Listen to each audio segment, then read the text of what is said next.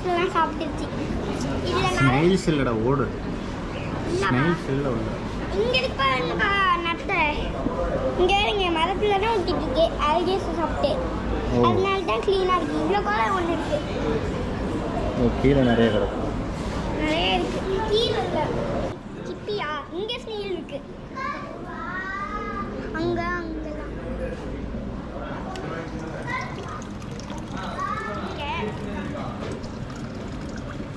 Diamond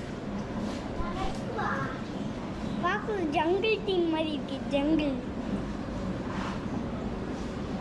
சிப்பி இங்க வருங்க டிஃப்ரெண்டா இருக்கு. Motor filter